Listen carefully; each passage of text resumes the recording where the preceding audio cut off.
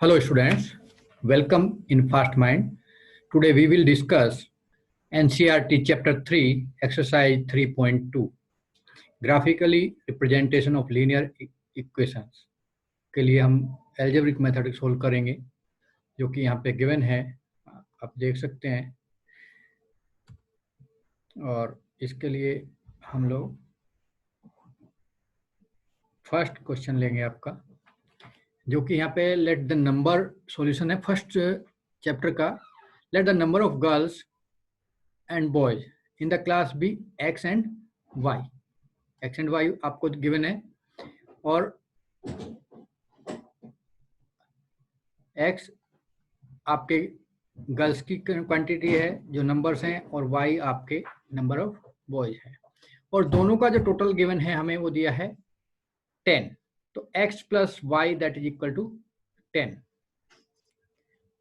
वो हमें दिया हुआ कितना 10 गिवन है, यहाँ पे देख सकते हैं। x माइनस वाई, यदि दोनों का डिफरेंस उसमें दिया है कि यदि आप बोलेंगे जो गर्ल्स हैं वो 4 मोर देन बॉयज हैं, दैट मीन्स यदि आप बॉयज की क्वांटिटी में से गर्ल्स की क्वांटिटी को डिडक्ट करते हैं तो देन यू कैन गेट 4। अब तो आपके पास दोनों इक्वेशन हो गई, इक्वेशन 1 एंड इक्वेशन 2। सॉरी, अब हम इनको सोल्व करके इनके लिए ग्राफ रिप्रेजेंट करने के लिए हम एक टेबल रेडी करते हैं। तो हम सब्स्टिट्यूट करते हैं, जब हमने x की वैल्यू 5 रखते हैं देन आपकी y की वैल्यू 5 आ जाती है, और x की 4 रखेंगे तो y की 6 आएगी, x की 6 रखेंगे तो y की 4 आएगी। इस तरह से हमने दोनों इक्वेशंस के लिए x equal to 4 plus y के लिए सॉल्यूशन करते हैं। यदि हम x के लिए 5 रखें इसमें, इस इक्वेशन को सोल्व करते हैं, देन आपका y की वैल्यू 1 आएगी, और x की वैल्यू 4 रखेंगे तो y की वैल्यू 0 आएगी। ठीक है। सिमिलरली यदि x की वैल्यू 3 रखते हैं तो y की वैल्यू -1 आती है। इस तरह से हम इसको सोल्व करते हुए आगे चलते हैं, और यहाँ पर हम देखते हैं कि आपका जो सॉल्यूशन है वो हम एज इट इज पॉइंट्स यहाँ पर रखते हैं, क्योंकि हमारी दो इक्वेशन थी, एक थी x plus y equal to 10 and एक थी हमारी x minus Y equal to 4। तो जब इनके पॉइंट्स हमने निकाले थे 4 6 5 5 6 4, एंड ये हमारे पॉइंट आ गए थे, सेकंड इक्वेशन के हमारे आए थे 3 -1 5 1 एंड 7 3, ये तीनों पॉइंट आए थे। तो हम देखते हैं कि ये दोनों लाइनें जो इंटरसेक्ट करती हैं वो करती हैं 7 3 पे। तो यहाँ से आपको क्लियर होता है आपके पास कौन सा सॉल्यूशन है, यूनिक सॉल्यूशन है। यूनिक सॉल्यूशन है means x equal to 7 and y equal to 3 is your required unique solution. आपके यूनिक सॉल्यूशन आ जाते हैं। क्लियर? तो इस तरह से आपको दोनों का सॉल्यूशन मिल जाता है। इस तरह से आप किसी भी क्वेश्चन का सॉल्यूशन इजीली निकाल सकते हैं। सेकंड पार्ट आपके लिए छोड़ देते हैं, सेकंड पार्ट आप खुद से करें, और हम आते हैं नेक्स्ट आपके क्वेश्चन नंबर 2 पे। क्वेश्चन नंबर 2 में आपको गिवन है कि दो एक इक्वेशन दी हैं जिसमें आपको निकालना है इसका भी ग्राफिकल सॉल्यूशन। देखिए, एक 5x minus 4y plus 8 equal to 0 given है, जो कि इक्वेशन 1 है, और एक इक्वेशन 2 है जो कि आपकी 7x प्लस 6y माइनस 9। दो इक्वेशन आपके पास बन जाती हैं। अब दोनों इक्वेशन के लिए आपका a1 क्या है, a2 क्या है, b1 क्या है, b2 क्या है, c1 क्या है, c2 क्या है, ये हमने यहाँ पे मेंशन कर दिया है। आप देख सकते हैं, क्योंकि आप कंपेयर किससे करेंगे, कंपेयर करते हैं हम a1x plus b1y plus c1 equal to 0 and a2x plus b2y plus c2 equal to 0 से। इससे हम कंपेयर करते हैं, जो कि हमने यहाँ पे मेंशन भी किया हुआ है, आप देख सकते हैं। तो हमने यहाँ से इनका क्या लिया, वैल्यूज निकाल लिया। जब वैल्यूज हमने निकाल लिया तो हमें यहाँ पे चेक करने के लिए मिलता है क्या, हम सबसे पहले इसका सॉल्यूशन चेक करेंगे क्या, कि ये a1 upon a2 not equal to b1 upon b2 यदि हैं then we can find unique solution. तो हमने देखा a1 upon a2 equal to है आपका यहाँ पे 5/7, और which is not equal to, जब हमने b1 अपॉन b2 की वैल्यू ये यहाँ पे निकाली, यू कैन सी, तो ये है आपका -2/3। तो ये that is not equal to, so you can find a unique solution, यानी कि आपको एक सॉल्यूशन मिलेगा, आपको यूनिक सॉल्यूशन मिलने वाला है। तो यहाँ पर आपको सिर्फ यही बताना था कि आपका कितने सॉल्यूशन होंगे, तो इसका एग्जैक्टली वन सॉल्यूशन होगा। यूनिक सॉल्यूशन मींस होता है only and only one solution. One solution के लिए आपकी कंडीशन फुलफिल होनी चाहिए। कौन सी? देखिए मैं यहाँ पे आपको फिर से बता देता हूँ कि यदि आपका a1 upon a2 not equal to b1 upon b2 है, then only one and one solution आप मिलेंगे, आपको मिलेगा ओनली वन सॉल्यूशन। क्लियर? अब नेक्स्ट में आप देखेंगे, नेक्स्ट में हमने फिर देखा तो हमारा क्या हो गया, हमारे पास जो हमने a1 अपॉन a2 की वैल्यू, जहाँ यहाँ सेम इक्वेशन हमने दूसरी इक्वेशन लिया, हमने a1 अपॉन a2 निकाला जो कि हमारा 1/2 आया, b1 अपॉन b2 हमारा 1 आया। एंड हमने देखो यहाँ पे जब निकाला तो c1 अपॉन c2 भी हमारा 1/2 आया। तो हमें यहाँ पे मिलती है इक्वेशन, क्या मिलती है? हमें मिलती है a1 upon a2 equal to b1 upon b2 equal to c1 upon c2, ये मिल जाती हैं। दैट मीन्स एक कांस्टेंट k है, यानी कि लाइन जो क्या कर रही है, ओवरलैप कर रही हैं, ओवरलैप कर रही हैं यानी कि कोइंसिडेंट है। कैसी है? कोइंसिडेंट, कोइंसिडेंट लाइन्स है। ठीक है, तो आपको क्या मिलने वाला है? आपको यहाँ पे इनफिनाइट सॉल्यूशन आपको मिलने वाले हैं, ये आप माइंड में रख लीजिए। तो आप डायरेक्ट बोल सकते हैं। तो इसी तरह आप इसको थर्ड इक्वेशन में भी आप क्या करने वाले हैं, आप चेक करने वाले हैं। देखिए मैं बता भी देता हूँ, यहाँ पे थोड़ा सा मैं डिस्क्राइब कर देता हूँ, वैसे तो आप इसे इजीली कर पाएंगे।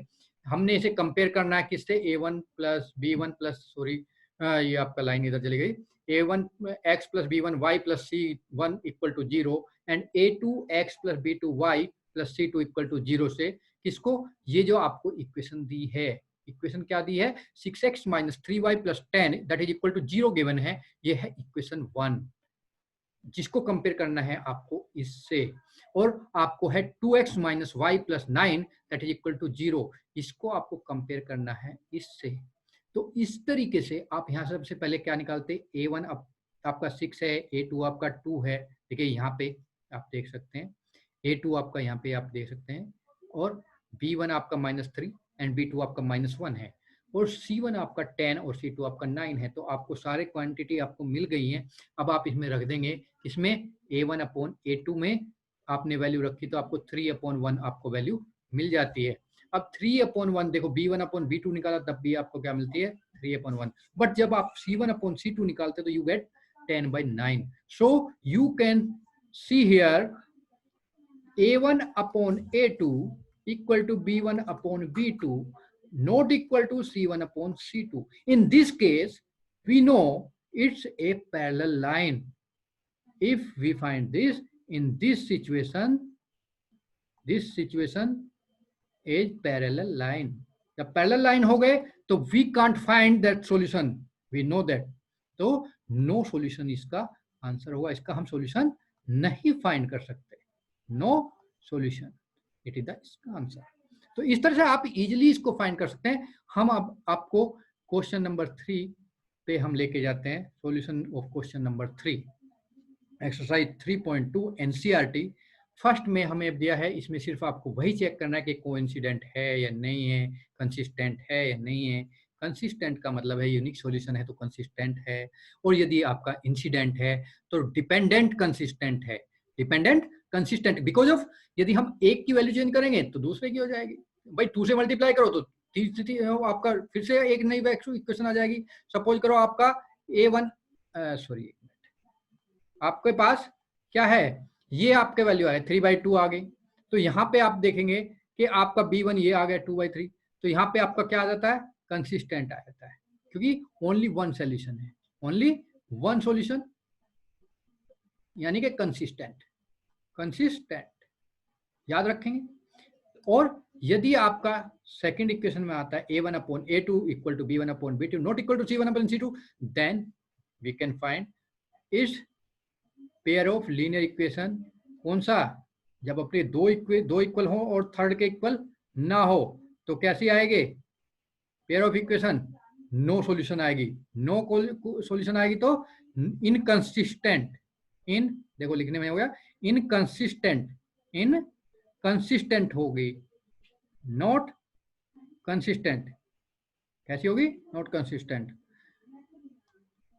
Not consistent. क्लियर? तो इस तरीके से आप बता सकते हो नो सॉल्यूशन। तो ये आपके नेक्स्ट 2 पार्ट आप करने वाले हो, और इसी के साथ में आप इसके आप ग्राफ भी इजीली ड्रॉ कर सकते हो।